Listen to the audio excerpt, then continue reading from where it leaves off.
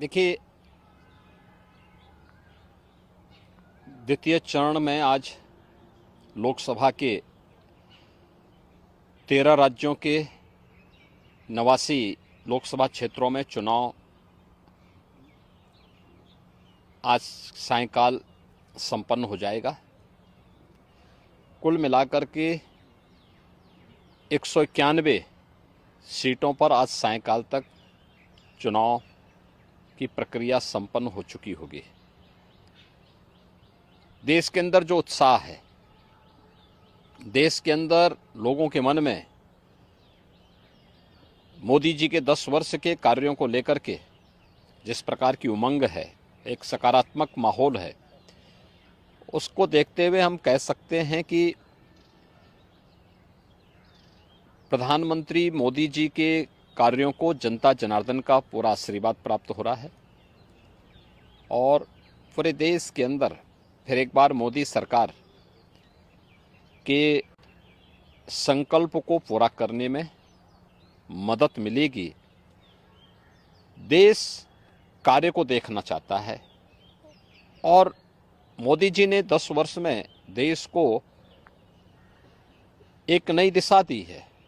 10 वर्ष का उनका एक कार्यकाल देश भारत के स्वतंत्र भारत के इतिहास का यह एक स्वर्णिम युग है, स्वर्णिम कार्यकाल है।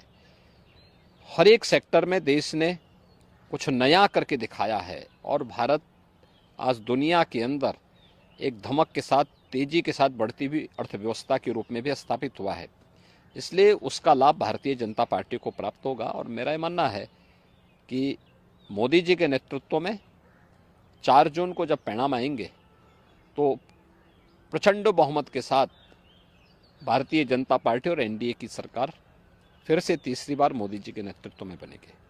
मुख्यमंत्री जी, ये देखा जा रहा है कि इन चुनावों में भी जो विकास के मुद्दे थे वो धीरे धीरे गायब होते जा रहे हैं। उनकी जगह इतर नए इश्यूज और नॉन रेलिवेंट इश्यूज हम कह सकते हैं कि वो अपनी जगह लेते जा रहे हैं। ये मुद्दे कहाँ से आ रहे हैं, आप किस तरीके से देखते हैं? देखिए, ये कहना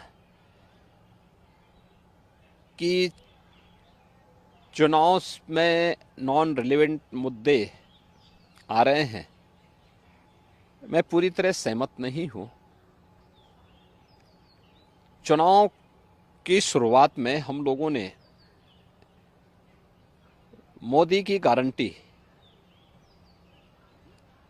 जो विकास, सुशासन और सुरक्षा से जुड़े हुए थे, इन्हीं मुद्दों को हम लोगों ने जनता जनार्दन के सामने रखा था और पहला चरण इसी दिशा में आगे बढ़ा था। लेकिन इसी दौरान पहले चरण के ठीक पहले कांग्रेस और इंडी गठबंधन का जो सबसे बड़ा जो सहयोगी है वह कांग्रेस पार्टी का घोषणा पत्र सामने आ गया। कांग्रेस पार्टी ने अपने मैनिफेस्टो में जिन बातों का उल्लेख किया है वह भारत जैसे दुनिया के सबसे बड़े लोकतंत्र के लिए एक बहुत खतरनाक संकेत करता है। और चूंकि कांग्रेस का इतिहास इस पूरे मामले में हमेशा संदिग्ध रहा है, तो स्वाभाविक रूप से ये मुद्दे प्रासंगिक हो जाते हैं। हमने विकास के मुद्दे पर पिछले 10 वर्ष में मोदी जी के जो कार्य हुए हैं, इंफ्रास्ट्रक्चर के क्षेत्र में, सुरक्षा के क्षेत्र में, आत्मनिर्भर भारत के लिए गरीब कल्याणकारी योजनाएं थी, इन्हीं मुद्दों को लेकर के हम तो चुनाव में गए थे। लेकिन उनके मैनिफेस्टो ने हमारा ध्यान आकर्षित किया इस ओर। और आपने देखा होगा कांग्रेस के एक सलाहकार के रूप में सैम पित्रोदा, उनका वक्तव्य सबने पढ़ा। कांग्रेस ने इससे पहले यूपीए गवर्नमेंट के दौरान रंगनाथ मिश्रा कमेटी और सच्चर कमेटी की रिपोर्ट कांग्रेस ने की थी।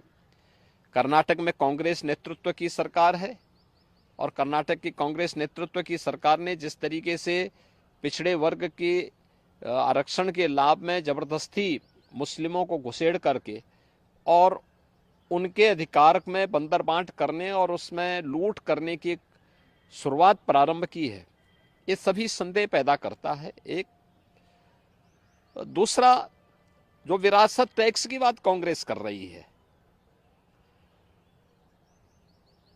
यह भी एक खतरनाक इशारा है।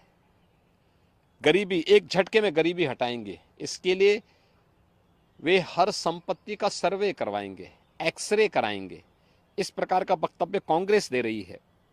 कांग्रेस का मैनिफेस्टो इस बात का उल्लेख कर रहा है और फिर उसके माध्यम से हर एक संपत्ति को ये लोग अपने कब्जे में लेकर के, यानी दोनों चीजें, एक तरफ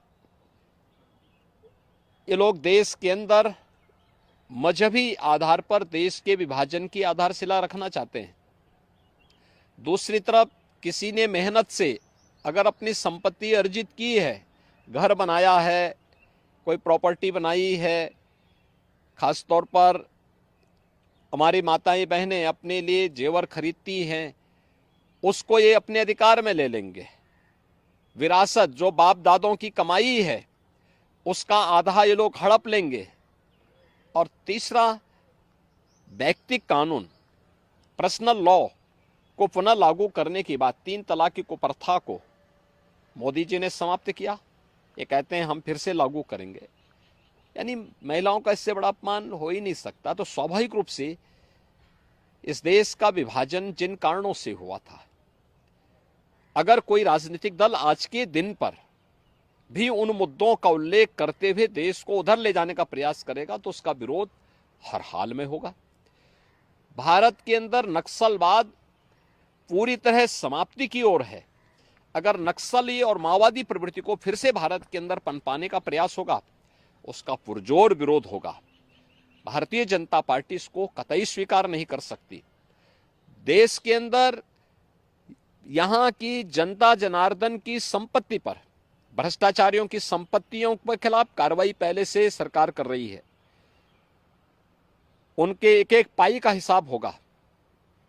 लेकिन एक कॉमन मैन को प्रताड़ित करने के लिए उसके खून पसीने की कमाई पर कोई डकैती डालने का प्रयास होगा तो इसको भारतीय जनता पार्टी स्वीकार नहीं कर सकती है। और कांग्रेस और उसके सहयोगी दल देश की राजनीति का तालिबानीकरण करने के पर उतारू हो रखे हैं। देश के अंदर माओवादी दुष्प्रवृत्ति को जबरन थोपने का प्रयास कर रहे हैं और पर्सनल कानून के नाम पर देश की महिलाओं का अपमान करने का प्रयास कर रहे हैं और लोगों की संपत्ति पर जो इनकी कुदृष्टि लगी हुई है, इसलिए ये मुद्दे आए हैं जो आज के परिप्रेक्ष्य में रिलेवेंट हैं। और इन मुद्दों को इसीलिए भारतीय जनता पार्टी पुरजोर तरीके से उठा करके जनता जनार्दन का ध्यान आकर्षित कर रही है कि सत्ता से लोग अभी कोसों दूर हैं, इनकी मानसिकता क्या है आपके प्रति, यह आप देख सकते हैं। और इसीलिए उस पर लगातार सरकार जो है, इस पर जो है लगातार भारतीय जनता पार्टी ध्यान आकर्षित कर रही है जनता जनार्दन का कि जागरूक हो जाओ। ये लोग जिस मनसा के साथ आ रहे हैं, इससे पहले कि इनके मनसा के अनुरूप इन लोगों को सफलता प्राप्त हो, इनके मंसूबों पर पानी फेरने का एक वक्त आपके पास है।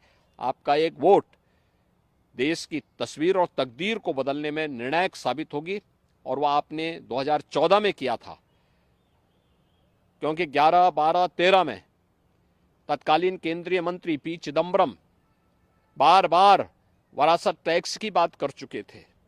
आज वही बात तो सैम पित्रोदा कह रहे हैं।